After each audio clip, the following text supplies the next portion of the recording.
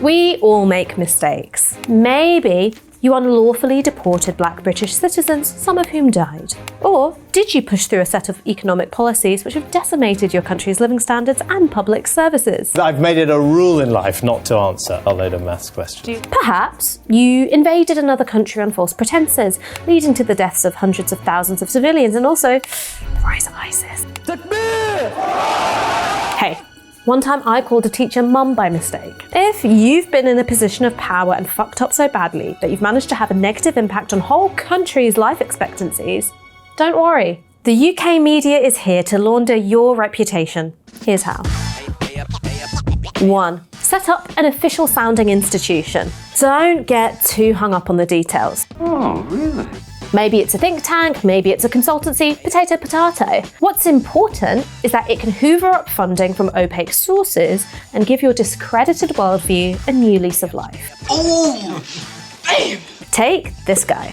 Tony Blair left office hounded by the perception that he was a raging egoist with a hard-on for bombing the Middle East. So he did what any sane politician would do and set up a firm named after himself. A one-stop shop for consultancy, networking, policy papers, and burnishing the former Prime Minister's reputation. This came after his stint as a Middle East peace envoy, which basically meant helping clients of JP Morgan's, who he was paid millions of pounds to advise, make money in the West Bank and Gaza, all while obstructing Palestine's bid for UN statehood. His network of firms, which later became the Tony Blair Institute for Global Change, was meant to be all about advancing democracy and challenging religious extremism, which is why he took lucrative contracts advising dictators and human rights abusers. Tony Blair Associates was reportedly paid $13 million to advise the Kazakh government, after their security forces shot dead 14 protesters who'd been demanding higher wages. Tony Blair also advised Paul Kagame, the Rwandan president, who won the election with a totally legit 99% of the vote and had been accused of war crimes by the UN.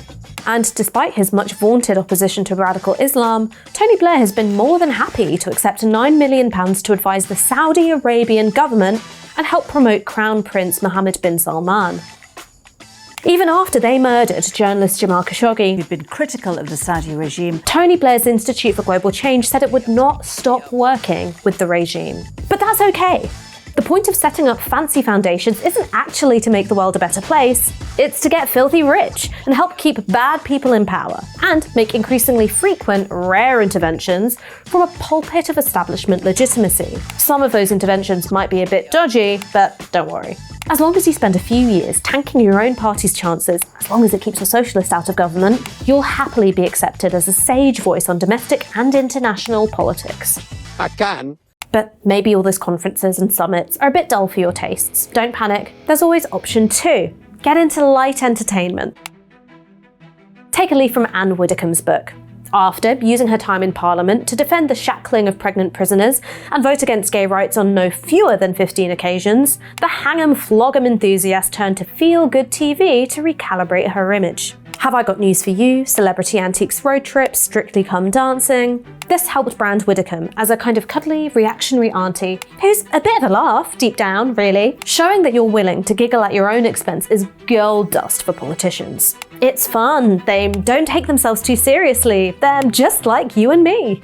So don't worry if you try to shield MI5 from an inquiry into the torture of UK residents. It's Alan Johnson! It's Alan Johnson! Or you argued in favour of the poll tax. I don't remember much enduring hurt, certainly no enduring hurt. Your impact on actual people's lives matters less than your entertainment value. The telly gods were even willing to embrace Matt Hancock, fresh from overseeing more than 200,000 deaths from COVID as health secretary and cheating on his wife with an advisor. It's testament to the sheer dislikability of Matt Hancock's personality that he could reach the final of I'm a Celebrity, Get Me Out of Here and flush any public goodwill he'd generated down the toilet within weeks of leaving the jungle. I just wanted to be myself. If eating kangaroo scrotums isn't really your thing, try reputation laundering option number 3.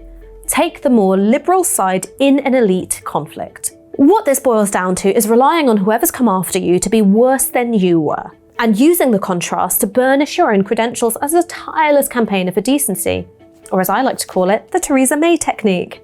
When she was in power, Theresa May did everything she could to look like a proper authoritarian. Let those activist, left-wing, human rights lawyers harangue and harass the bravest of the brave, the men and women of our armed forces.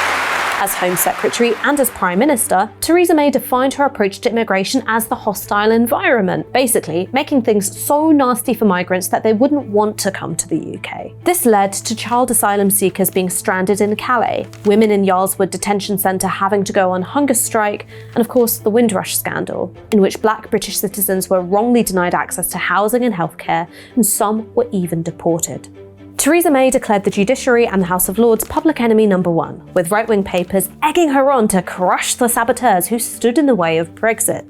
And in an effort to try and get her deal over the line, Theresa May even restored the whip to MPs suspended for allegations of rape and sexual harassment. But after being forced out of office and succeeded by Boris Johnson, Theresa May was able to reinvent herself with the help of British media's propensity for collective amnesia. Her willingness to take potshots at the man who torpedoed her career served journalists a narrative on a platter. Theresa May had integrity, Theresa May had standards, and Theresa May would never have pursued divisive populism in order to advance her own political interests. Sure, Jan.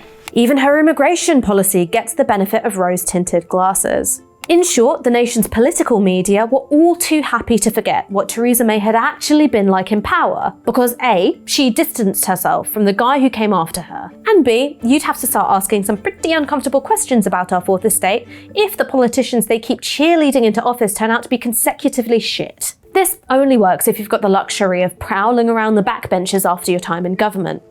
But if Parliament won't have you, there's always option 4. Start a podcast.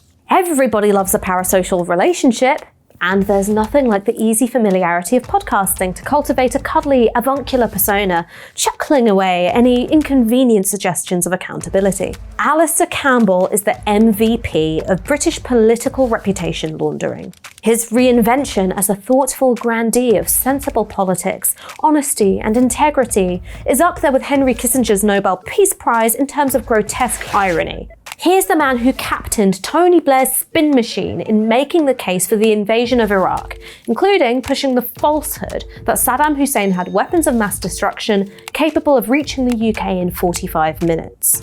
And more than anyone else in the UK, he's credited with the invention of spin, the shaping of the news agenda to better suit your own political objectives at the expense of, I don't know, stupid shit, like telling the unvarnished truth in the public interest. Who needs it? That's a lot to have on your conscience.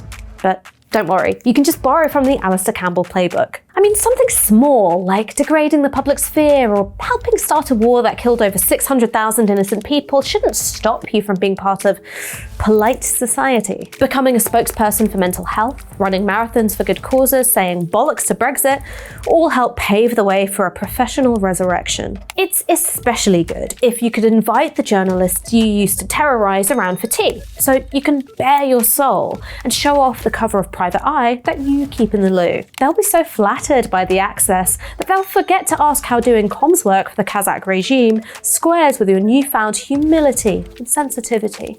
Eventually, your political rehabilitation will be so complete that you can start a podcast opining on all things political without having to reflect on your own role in causing the very problems you describe. Because hey, why should a few dead Iraqis get in the way of a highly successful media career? But if you just want to cut out the middleman, there's option 5. Take over a newspaper. George Osborne, despite having zero journalistic experience, took over as editor of the Evening Standard after stepping down as the austerity-happy Chancellor of the Exchequer. Surprised? Well, you shouldn't be. As Chancellor, George Osborne ingratiated himself with the Standard's owner Evgeny Lebedev by pledging taxpayer money to their charitable campaigns. He also left the privileges of non-dom tax status, something that the Russian oligarch benefited mightily from, conspicuously alone. So why rely on friendly journalists to launder your reputation when you can just tell them what to do yourself? Lastly, there's option 6. Claim you've been cancelled. You don't have to be a politician to make this one work. For that matter, you don't even have to have been cancelled. But this is a pretty good tactic if you've been made to feel embarrassed over your negative contributions to public life. Take, for instance, Amber Rudd. After having to resign for her role in the Windrush crisis, Amber Rudd was due to speak at Oxford University as part of its UN Women's 2020 Trailblazer series. But the event organisers rescinded the invitation half an hour before she was meant to speak, because of the aforementioned deportations. She railed at the rudeness of having been cancelled, or as she put it, being sent to Coventry. Well, I suppose that's better than being involuntarily sent to Jamaica. This slight became a massive deal. It was raised in Parliament, discussed endlessly in the news. Women should not be oppressing other women. You know, it doesn't seem to be the reason why feminism was invented. And it turned Amber Rudd into a totem for free speech and civilised discussion. Being able to present herself as a victim of the crusading wokerati, rather than a disgraced politician being held accountable for their actions, meant that Amber Rudd was cancelled. All the way to a Times Radio podcast with her daughter, Flora Gill. So there you have it, an easy guide to laundering your reputation using nothing but the UK media. Please note though, there are some exclusions. This only works for people operating in alignment with establishment interests. Jeremy Corbyn need not apply.